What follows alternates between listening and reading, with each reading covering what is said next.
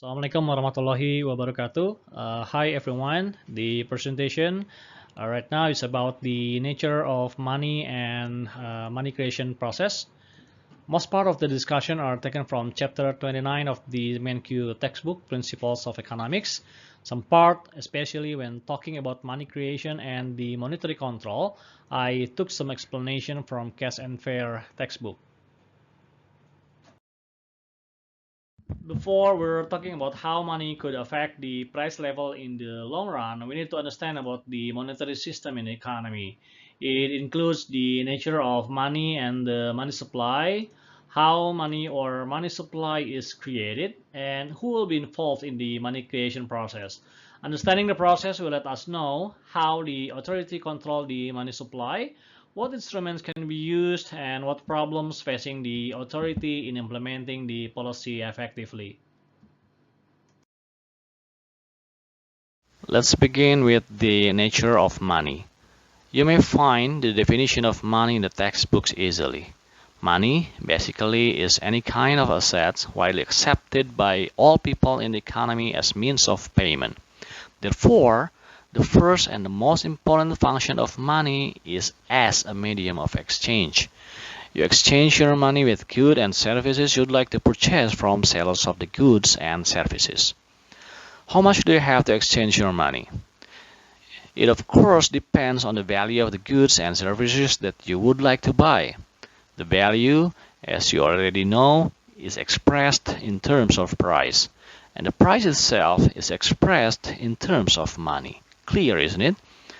In this regards, money functions as a unit of account. Not only you purchase, your debt, your bank account, and your wealth are all also expressed or valued in terms of amount of money. Now, if you save your wealth, whether in the form of property, clothing, collection of goods, or financial assets like bonds and stocks, basically what you're doing is storing the value of your wealth. You may want to keep or sell them now or in the future. I think you must realize too that you can also store your wealth in the form of a bank deposit or simply money in your wallet. Similarly, you may withdraw your money or use your money now or in the future depending on your needs. Your assets, your money, here serve as a store of value. The value is there for you to keep and use in later or future transaction. About commodity and fiat money, I think no further explanation is needed. The former uses commodity as money, thus money has intrinsic value, while the latter uses others such as paper or coins whose intrinsic value is low or almost none. Okay, after knowing the nature and functions of money, let's talk about money measured in economics or in an economy. It's interesting to know that in the past, paper money is backed up entirely by golds. Remember the story about Goldsmith and his warehouse in our previous meetings? Printed receipt of the gold storage at the warehouse can serve as money in the society. People truly believe that the receipt represents the ownership of certain amount of gold in Goldsmith's warehouse. Then Goldsmith realized that normally people will not suddenly and withdraw their gold altogether at the same time. Because of this, he thought that it is possible to make loan using the receipt of gold storage he printed. This loan needs not to be backed up by golds. As a result, amount of received value of gold storage is now more than the actual amount of gold in Goldsmith's warehouse. So look here the message I'm telling you.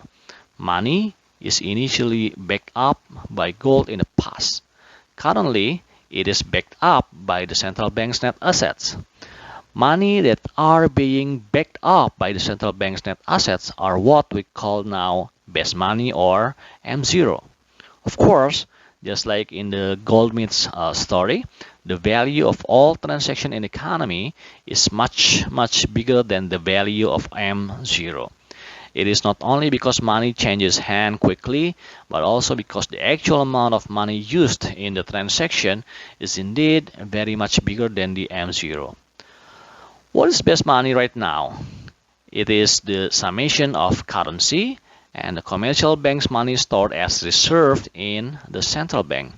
Currency is amount of money printed by the central bank, which are coin and paper we hold in our pocket or our wallet, and those are held by commercial bank in their vaults.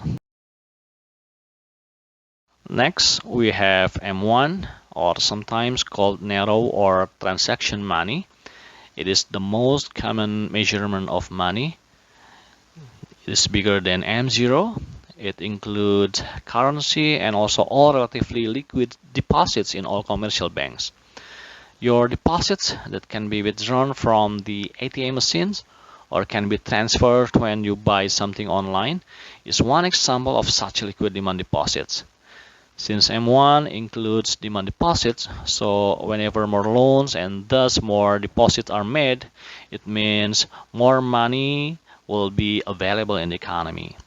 We're going to talk about it soon. On the other hand, M2 or broad money is certainly bigger than both M0 and M1.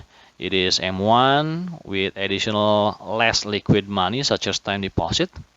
And this M2 is broadly used as well, especially when the policymakers would like to see the connection of money to real economic variables.